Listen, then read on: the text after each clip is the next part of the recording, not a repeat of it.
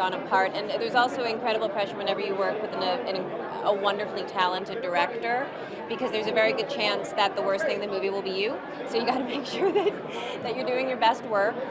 And but in this case, I have to be honest, the fact that I was playing his mother didn't change the approach that I had to the role, but it did change the way I communicated with my director about the role, because I always wanted to be aware that a question that I might ask might hit more tenderly, that it wasn't a pathway that we were speaking intellectually about, that it was his lived experience and it was so essential to who he was as a person. So I just wanted to tread softly and carefully and thoughtfully.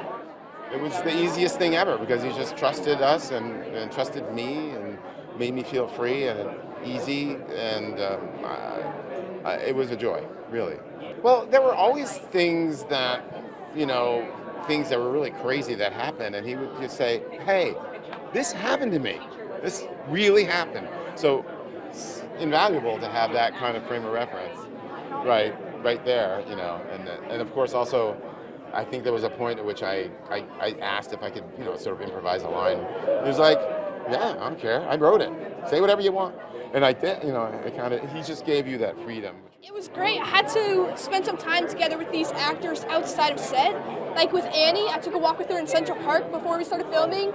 And she taught me about the poet Rumi, which I never knew about. And we had some real chemistry with her. And with Anthony, we did a salsa dance together. And he walked on set and he had so much authority and so much wisdom. He told James what to do. And I thought that was great. We had some real friendships.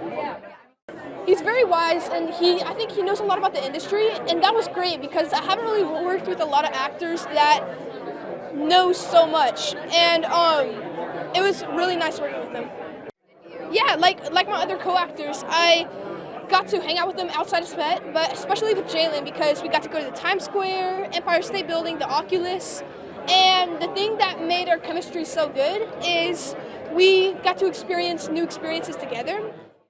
He told me some very basic things like how it was in the 1980s and that he lived in Queens and what his life was like, but besides that, he really made it clear that he wanted me to see he wanted to see what I could bring to the table and how I could portray the role, and then he would tweak it to his liking. I think I'm a dreamer and an artist like Paul. I like to, just like Paul, I like to see what I can bring to the table with acting and see how I can portray roles.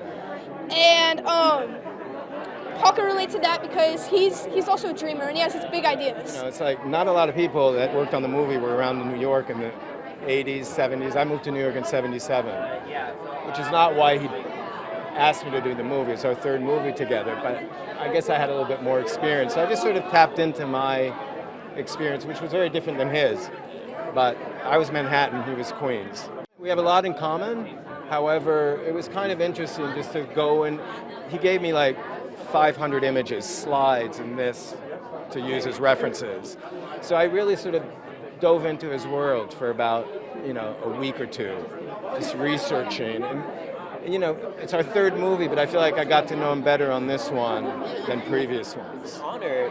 I actually didn't know how iconic they were until I started working with them. But it's an honor just being in the same project with them and being able to, just share this opportunity to work with them is just such an honor. And I got to learn so much while I was filming. 2 weeks before we started filming, we had school, so we spent that time trying to get to know each other, and we became friends, so we did a bunch of things together, like playing Minecraft and stuff, just exploring. And so by the time we started filming, we didn't have to fake a friendship because we'd already built one. So fortunately, I never experienced what Johnny experienced, and that is just a privilege itself. But of course, I wasn't as aware of how racism and discrimination was back in the 80s. So just being a part of this project really helped open my eyes, just to see how unfair it was. When we first started filming, I was scared because I thought I had to play Johnny a certain way. But then James, he relieved that anxiety that I had just by saying, no, you don't. And, we would play around with the scenes, and then after we would tweak it to his liking. So it was he's an amazing director. At some point, you have to ask yourself why it is you love the art form of cinema, why you love movies. And I wanted to get back to basics, and I wanted to strip away everything else that I had to deal with logistically and just be myself and show a part of myself that I'm not always that comfortable with. It's a huge challenge because you want to present the world as you think it is and was, not as you wish that it were. They're very different things. And I was very anxious not to show myself in any self-aggrandizing or heroic way, but to say, this is me, warts and all. That's a terrible challenge, and I must say, it's not at all cathartic. I feel like the story is ongoing, you know? Oh, I sure did. My brother was key to my developing the script, because I would call him up and say, Ed, do you remember what happened here and here? Oh, yeah, I do. My brother has an incredible memory. So, and he's older, so he remembered more, and he was invaluable. We talked to about 600 kids, which is not a small number. And I remember I had them on my computer screen because of COVID. You don't see them in person. And I would just watch all of them. There were so many talented kids. But in the end, there were only 2. And they were the kids who fit some kind of intangible quality in my memory, and who listened, and who, of course, were so bright and willing to take risks.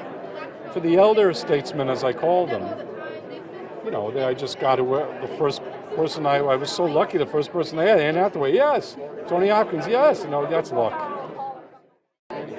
You know, 42 years ago sounds like a long time. It's the blink of an eye in history. And we're still dealing with the Civil War in so many ways. And it's a mistake to think that progress is ever forward without any steps backward, that better is inevitable. I think, you know, there's a great quote by a great writer, Thomas Hardy. If a way to the better there be, it lies in taking a full look at the worst. And I think it requires us looking back sometimes to look forward. I love working with James Gray. He's a pip. He doesn't even call action, and he expects you to get out there and tell the truth. So I hope I did for him. And he was wonderful to work with. It was wonderful. Yes, it was very personal. He was very proud of it. And it was fabulous to be with Anne Hathaway, with Tony Hopkins, and of course with the great Jeremy Strong and the leading 2 boys. They were marvelous. So I'm very lucky, and may we go from strength to strength. And we deserve that 7-minute standing ovation in Cannes. So bravo, James, bravo.